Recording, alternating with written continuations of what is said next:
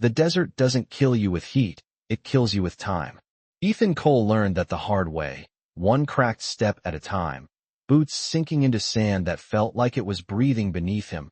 127 degrees on his wrist display, hydration at 0, suit warning blinking in a slow, patient rhythm like it already knew the outcome. The wreck of his survey shuttle lay miles behind him now, a twisted silhouette swallowed by dunes, and ahead, nothing but heat waves bending the horizon into lies. His tongue stuck to the roof of his mouth, every inhale scraping dry air down his throat. He stopped checking the distance because distance didn't matter anymore. Only minutes did, maybe less. Then his foot caught on something solid beneath the sand. Not rock, not metal, smoother, curved. He dropped to his knees, fingers digging, nails filling with grit as he uncovered it. A horn, long, pale, almost translucent, like bone polished by centuries. It didn't belong here. Nothing should survive out here that long. He turned it in his hands, and something inside shifted, a faint liquid sloshing sound that didn't make sense. Not in this heat, not after this long. His mind told him it was a trick, heat hallucination, desert madness. But his body didn't care. His hands were already lifting it, his lips already touching the rim. The liquid was cool, impossibly cool, like the first sip of water after a long day, like memory, like something he had forgotten existed. He drank, not cautiously, not thinking, just drank, and the moment it touched his throat, the world stopped. The wind cut off mid-gust. Grains of sand hung suspended in the air around him, frozen in place like stars caught between breaths. Even the hum of his suit faded into silence. Ethan lowered the horn slowly, his heartbeat loud in his ears, too loud for a world that had gone completely still. Then came the voice, not from the sky, not from the ground, but from somewhere inside his own chest, soft, female, ancient, and tired. You shouldn't have done that. His fingers tightened around the horn as his breath caught. You took what was not yours. The words didn't echo against the frozen world. A pause followed, not angry, not immediate, just measured. Then the voice again, closer this time, almost curious. So you chose your life over 50 years of mine. The number hit harder than the heat ever could.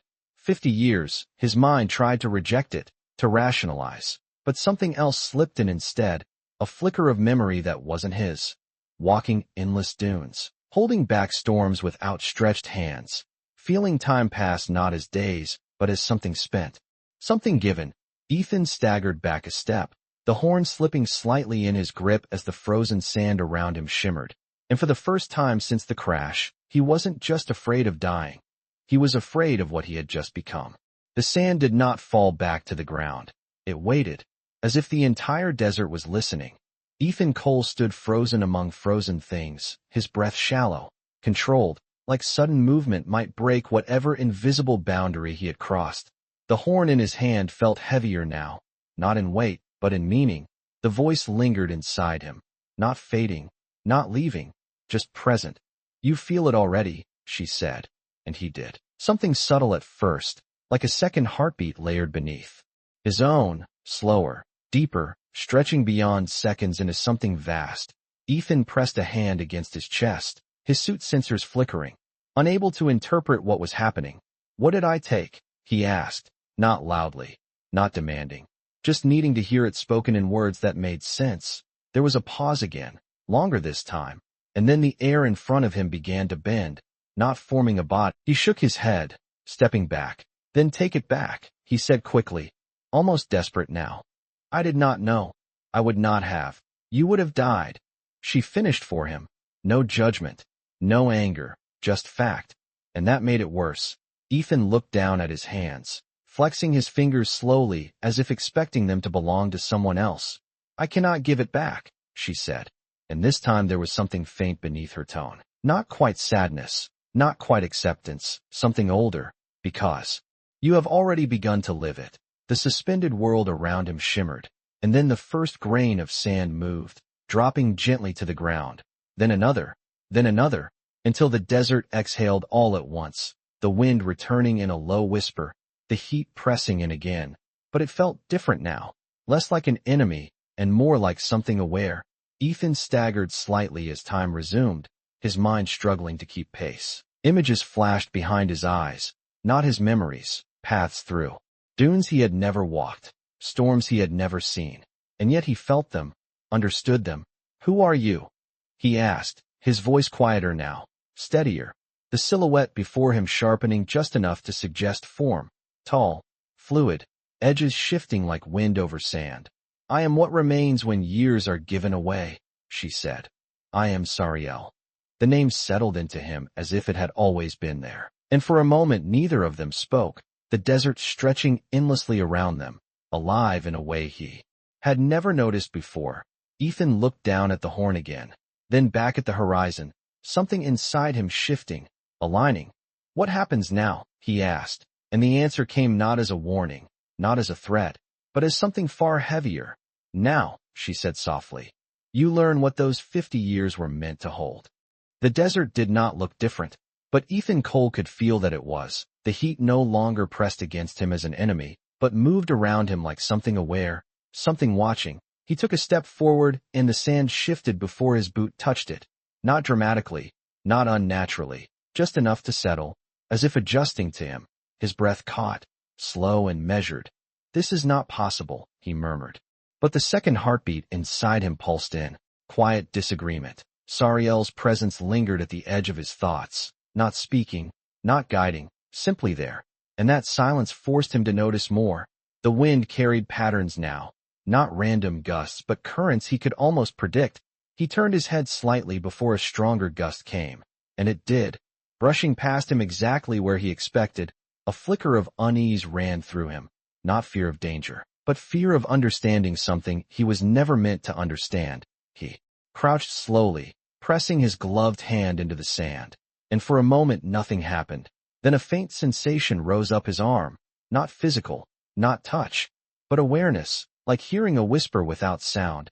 Images followed, not clear memories, but impressions, years of heat, nights of cold, the slow migration of dunes over decades, time not as seconds but as weight, as accumulation. Ethan pulled his hand back sharply, shaking his head. "Stop," he said under his breath, but the connection did not break, it only softened, like something respecting his limits without leaving him entirely. "You are beginning to listen," Sariel's voice returned, quieter than before, almost distant. "I do not want this," Ethan replied immediately, standing up too fast, the horizon tilting slightly as his mind struggled to separate what was his and what was not. "Then you should not have taken it," she answered, and again there was no anger, only truth. He exhaled slowly, forcing himself to focus on something real, something human, distance, direction, survival. His suit display flickered back to life, showing coordinates, a faint signal ping nearly 20 miles east, a recovery beacon, small, but real. "There," he said, more to himself than to her. "I just need to reach that." He started walking, one step, then another, grounding himself in motion, in purpose, but after only a few yards, he hesitated. Something felt wrong, not dangerous, just off. He looked ahead, then down, then closed his eyes for a second, letting that second heartbeat guide him, and suddenly he knew, not logically, but instinctively, the path he was taking would lead him into deeper heat pockets, slower ground, wasted energy. He turned slightly to the left instead, adjusting his course by only a few degrees, and the difference was immediate. The sand felt firmer, the air marginally cooler, his pulse steadier. Ethan stopped again, staring out at the endless dunes. "You are showing me," he said quietly. Sariel's presence shifted, almost like a faint acknowledgement. "No," she replied. "You are remembering." The word lingered, heavier than anything she had said before. Ethan swallowed, looking at his hands again, at the same skin, the same scars, but they did not feel entirely his anymore. Not just his. He took another step forward, then another, moving with growing certainty. The desert no longer a void to cross, but something that was slowly, quietly, recognizing him in return. The sun had shifted, not by much, but enough for Ethan Cole to notice, the angle of light stretching shadows thinner across the dunes as he walked, each step steadier than the last, his breathing no longer ragged, his body no longer begging for water in the way it had before. and that alone unsettled him more than the heat ever could. He checked his display again, the beacon still pulsing faintly 20 miles out, a distance that should have been impossible in his condition, and yet his legs kept moving, not faster, not stronger, just consistent, like they had been doing this for far longer than a single day. He stopped for a moment, turning slowly in place, the desert stretching in every direction, endless, unchanged, and yet beneath that sameness there were layers now, subtle differences in color, in grain, in the way the wind traced the surface. You see it now, Sariel's voice said quietly, not inside his head this time, but somewhere around him, carried by the air itself. Ethan narrowed his eyes slightly, focusing, and for a brief moment her form appeared again, a suggestion of shape within the heat, tall and fluid, edges dissolving as quickly as they formed. I see something, he replied. I do not understand it. She moved, or perhaps the wind moved through her, making it impossible to tell where she began and the desert ended. Understanding comes after time, she said. You have taken time, so now you must carry what it reveals. Ethan let out a slow breath, running a hand over his face, the dryness gone but replaced with something heavier, something that did not fade with rest. You said those years sustained this place, he said, looking down at the sand beneath his boots. What happens without them? There was a pause, longer than before, and when she answered, the desert itself seemed to still slightly, as if listening to its own fate. It begins to forget how to live. The words settled into him, not dramatic, not immediate, but certain. Ethan glanced toward the horizon again, the faint shimmer of heat waves dancing in the distance. Forget, he repeated, quieter now. Sariel's form flickered, then steadied just enough for him to sense her attention fully on him. The dunes shift. The winds change. The water beneath the surface no longer rises where it should. It is not destruction, she said. It is imbalance. Ethan nodded slowly, absorbing that, feeling the second heartbeat in his chest align with the rhythm of the wind around him. And I am supposed to fix that? He asked, not sarcastic, not resistant, just honest. Sariel did not answer immediately, and in that silence Ethan felt something unexpected, not pressure, not demand, but the absence of both, as if the choice was not being forced on him, only presented. You are already part. Exist. You are choosing to walk away from survival. Sariel's voice whispered through the wind, not accusing, not warning, simply observing. Ethan exhaled, eyes fixed on the shifting dunes ahead. No, he said quietly. I am choosing what survival means. The words surprised even him, but they settled into place with a certainty he could not ignore. The sand beneath his boots grew softer as he moved, then firmer again. Subtle variations that now carried meaning, like signals in a language he had only just begun to understand. He angled slightly downhill, though no slope was visible to the eye, and after a few minutes the air changed. You did, he said, more to himself than to her. Sariel's voice answered softly. For many years, Ethan looked down at his hands again, grains of sand clinging to the fabric of his gloves, ordinary, unchanged, and yet what they had just done was anything but. He let out a slow breath, something between disbelief and acceptance. I cannot fix all of it, he said, the horizon stretching far beyond what he could reach. Sariel did not deny it, did not soften it. No, she replied, but you have already begun. The wind picked up slightly, carrying fine grains across the surface in delicate patterns, and for the first time, Ethan did not see chaos in that movement. He saw direction, intention, a system trying to hold itself together. He pushed himself to his feet, turning again, scanning the dunes not for escape, but for imbalance, for places where the rhythm faltered. And as he took his next step, the beacon still blinking somewhere behind him, he realized something that settled deep in his chest, heavier than fear, heavier than exhaustion. He was no longer just crossing the desert. He was becoming part of how it endured. The wind shifted again, but this time Ethan Cole did not react with surprise. He adjusted before it even reached him, his body turning slightly, his steps aligning with a path that had no visible trail, yet felt more certain than any map he had ever followed. The beacon still pulsed faintly behind him, a reminder of a life that had rules, objectives, extraction points. but each step forward made that signal feel smaller, less urgent, as if it belonged to someone he used to be. He paused at the crest of a low rise, scanning the dunes ahead, and there it was again, not something he saw with his eyes, but something he sensed beneath them, a disturbance, subtle but spreading, like a ripple moving through layers of sand and time. He moved toward it without hesitation, his pace steady, his breathing calm, no longer measured in survival but in awareness.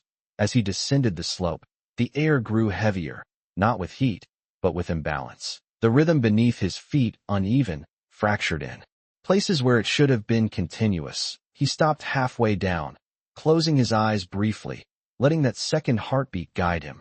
And the moment he did, the desert spoke again, not in words, but in patterns, shifting currents, displaced flows, the quiet absence of what should have been present. He opened his eyes and exhaled slowly. "This is bigger," he said. Sariel's voice followed, softer now, almost blending into his own thoughts. It always was. Ethan stepped forward again, quicker this time, drawn to a specific point near the base of the dune, where the sand appeared slightly darker, compacted differently, as if something beneath it had been forced to move. He dropped to one knee, both hands pressing into the surface, and immediately the response surged stronger than before, not overwhelming, but undeniable. The flow beneath was misaligned, not just drifting, but splitting, moving in directions that would never reconnect on their own. Ethan's jaw tightened slightly, not from fear, but from the weight of understanding. "If this keeps spreading," he began, but did not finish. Sariel did not need him to. "Then the desert forgets." "Faster," she said, and for the first time, there was something in her voice that felt close to urgency, not panic, but awareness of consequence. Ethan inhaled deeply, grounding himself, then moved his hands, not randomly, not forcefully, but with intent shaped by what he now knew. He shifted the surface layer in small, precise motions, guiding the sand back into alignment, not perfectly, not completely, but enough to reconnect what had begun to separate. The response was immediate. The fractured flow beneath hesitated, then slowly began to merge again, not fully restored, but no longer breaking apart. Ethan held his position, maintaining the adjustment until the change stabilized, then slowly pulled his hands back, sitting back on his heels, his pulse steady, his breathing controlled. "That was not just one," he said quietly, looking out across the dunes, seeing now what he could not see before. Small disruptions scattered across the landscape, each one subtle, each one part of something larger. Sariel's presence lingered beside him, quieter than ever. "No," she said. "It never is." Ethan pushed himself to his feet, turning slowly, the horizon no longer empty, but filled with points of imbalance, places where the desert needed correction, needed guidance. He glanced once more in the direction of the beacon, the faint signal still blinking somewhere far behind him, then back to the dunes ahead. And this time, the choice did not feel like a conflict. It felt like clarity. He took a step forward, then another, moving not toward escape, but toward responsibility. And as the wind rose around him, carrying grains of sand in patterns that now felt almost familiar, one thought settled firmly in his mind, not as fear, not as doubt, but as acceptance. He was not lost in the desert anymore. The desert had found him. The desert did not resist him anymore, but it did not obey him either. It responded, and that difference mattered more than Ethan Cole expected. He moved across the dunes with a steady pace that no longer drained him, each step guided by something deeper than instinct, something learned in minutes that should have taken decades. The disturbances were easier to find now, not because they grew stronger, but because he was changing, his awareness stretching outward, connecting small irregularities into a larger pattern. He stopped at the edge of a wide basin where the sand dipped gently. The air here felt thinner, not in oxygen, but in presence, like something important had been missing for a long time. He crouched again, placing one hand into the sand, then the other, and immediately the difference struck him. There was no flow here, no quiet movement beneath the surface, only stillness, not natural stillness, but absence. Ethan frowned slightly, focusing, letting that second heartbeat guide him, and then he understood. This was not a place where something had shifted, it was a place where something had already been lost. "It is gone," he said quietly, Sariel's voice followed, softer than ever, almost distant. Yes, she said. That part of the years has already been spent. Ethan's jaw tightened slightly, not in frustration, but in recognition. He pressed his hands deeper into the sand, trying to reach for something that was no longer there, but the response did not come. Only silence, a hollow space where connection should have been. He pulled his hands back slowly, grains slipping through his fingers. I cannot fix this, he said, not asking, not hoping, just stating what he now knew. Sariel did not correct him, did not offer an alternative. No, she replied. Not all things can be restored. The words settled heavily, not as defeat, but as boundary. Ethan sat back on his heels, looking out across the basin, seeing it now not as empty land, but as a consequence, a place where time had once held balance and now did not. The wind moved through it unevenly, carrying sand in broken patterns that never quite settled. He exhaled slowly, the weight of that understanding pressing deeper than any physical exhaustion. Then what is the point? He asked quietly, his voice steady but lower. Sariel's presence shifted again, closer, almost aligned with his own thoughts. To prevent more from becoming this, she answered, and there it was, not hope, not promise, but purpose. Ethan nodded once, a small motion that carried more certainty than anything he had felt since the crash. He pushed himself to his feet, turning away from the basin, not because he was giving up, but because he understood its place in what he was now part of. He scanned the horizon again. The disturbances still there, scattered but connected, each one a point where something could still be guided back, still be held together. He took a step forward, then another, his pace steady, his direction clear. And as he moved, the desert responded in subtle ways, the wind aligning slightly with his path, the sand settling more evenly beneath his feet, not controlled, not commanded, but influenced, like a system recognizing a missing piece beginning to return. Ethan glanced down at his hands one more time, flexing his fingers slowly, no longer questioning if they were his, but understanding that they carried something more now, something that did not belong to him alone. And as the sun shifted higher above, casting sharper light across the dunes, one thought settled quietly in his mind, not as doubt, not as fear, but as truth. He could not bring back what was lost, but he could decide what would not be lost next. The horizon shimmered with movement that no longer felt distant. Ethan Cole could sense it before he saw it, a wide disturbance stretching across the dunes like a fracture line beneath the surface. Not one point of imbalance, but many, connected, feeding into each other. He slowed as he approached, his steps deliberate, measured, the air here carrying a tension that made even the wind feel uncertain.